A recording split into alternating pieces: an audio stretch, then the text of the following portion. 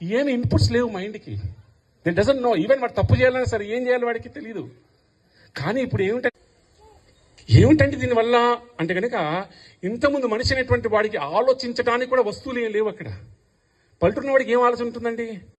ఆయన హైదరాబాద్కి వస్తే ఊర్లో తిరిగి వెళ్ళారనమాట. హైదరాబాద్కి వచ్చేసి లస్కర్కి వస్తే ఆయన కాలు గడిగారంటే దేశం పోయిండని చెప్పేసి అని. అంటే అర్థం ఏంటి?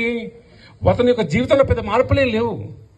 జన్మించటం, ఏదో వ్యవసాయం చేసుకోవటం, అక్కడ చనిపోవటం, అలా కొన్ని వందల తరాలు అట్లే వచ్చిందండి. పెద్ద మార్పులు లేవు. కానీ ఒక్క గత 30-40 ఏళ్ళ ధారణ, ధ్యాన, సమాధి అనేటువంటి 8 స్థాయి లోపల తపస్సు చేస్తే ఆ హృదయం లోపల నివాసం ఉంటావు కదా తెలుసు నాకు అని చెప్పండి అంట. అవునండి అక్కడ ఉంటాడా అని అడిగారండి. ఎవరు అడుగుతున్నారండి ఇది? ఎవరిని అడుగుతున్నారండి? నారాయణ వారిని, శ్రీమన్ నారాయణ అడుగుతున్నారండి. దయచేసి పట్టుకోండి అమ్మా. మహా అద్భుతం. మన జీవితంలో ఇలాంటి విషయాలు తెలుసుకునే అవకాశం తక్కువ ఉంది. మీరు ఎంత తిరుపతికి వెళ్ళినా ఇక్కడి నుంచి 1000 రూపాయలు ఖర్చు పెట్టుకొని తిరుపతికి వెళ్ళి ట్రైన్ ఎక్కి అక్కడ ఫ్లైట్లో దిగి అక్కడి నుంచి వెళ్ళి